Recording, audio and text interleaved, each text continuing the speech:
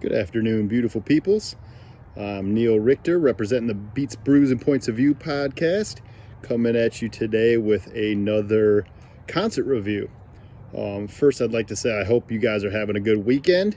It's been a little rainy here in the Detroit area, but I'm not too upset about it because the Lions are about to start pretty soon, so just going to be inside watching football anyhow. But anyways, so the concert for today, the last one, if you haven't seen it yet, my first concert review was for the Souls of Mischief concert at the Blind Pig in Ann Arbor, with my buddy Deontay Visible opening up for them. Today I am going completely left of a hip-hop show to review the Sturgill Simpson concert, aka Johnny Blue Skies, as he's going by with his new moniker.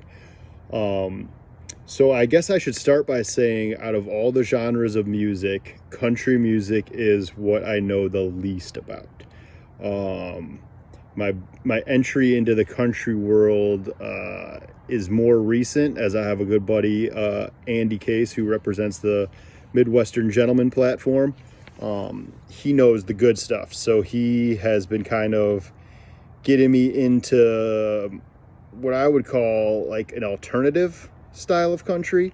Some people call what Sturgill Simpson does cosmic country, psychedelic country. You know, like he is an artist that is not afraid to try different sounds. He's done bluegrass, he's done straightforward country, he's even done like a spaghetti western themed album. He's done like a psychedelic rock album, and this new one, he's under the new moniker Johnny Blue Skies. And I guess that's partially because he always intended to change what he was doing and was kind of tired of like strangers calling him out by name at airports and stuff like that. And I guess so he just kind of wanted to keep evolving and changing his sound. And I get it. I love it. A lot of brilliant artists have done that over the years. Bowie, Prince, tons of people. But Sturgill Simpson, to me, is probably my favorite country artist, I would have to say. I like outlaw country, some of the old school shit like Johnny Cash and Willie Nelson, and a lot of the older kind of style. I'm not into pop country at all. Like the shit on the radio, the Morgan Wallens of the world, like that shit is just so terrible to me. I just don't see the appeal at all. But Sturgill, man, Sturgill's different. I really like what Sturgill represents. I like his songwriting. I think that he is a brilliant performer, him and his band. So the show was on September 28th at the Fox Theater in Detroit. Sturgill played for 3 hours, and man, I wish more concerts were structured like this. I've been to thousands of concerts. It's one of my favorite things to do. And the ticket, or the time of the show, was the time he started playing. Tickets were, it said 8 p.m. on the ticket. He was on stage at 8 p.m. jamming, and he didn't stop till 11.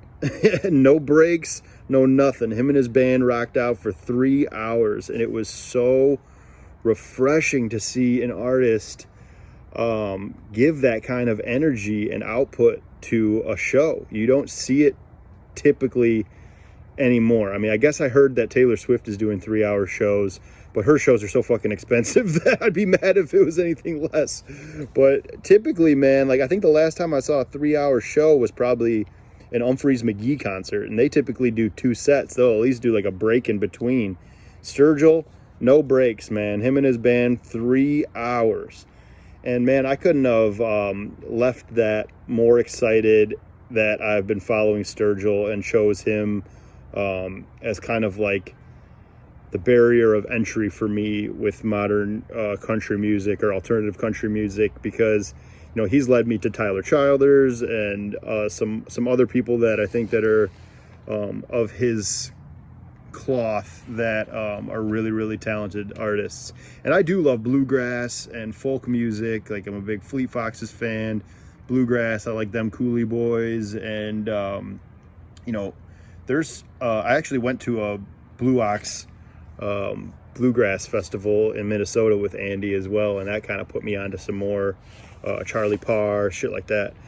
But yeah, Sturgill, man, Sturgill, 3 hours. He did some dope ass covers. He did Midnight Rider by the Allman Brothers. He did L.A. Woman by the Doors.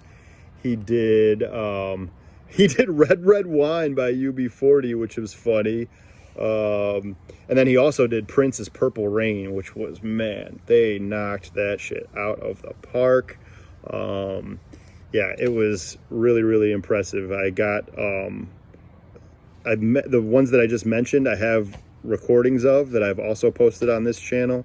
So if you would like to see or hear what those sounded like, you can go ahead and find those on my channel. The next concert that I would like to review is also very left of what this is. It was the Anderson .Paak and the Free Nationals concert. Me and my girl went and saw that at Freedom Hill. He performed Malibu in its entirety, so I'm going to get to that one next.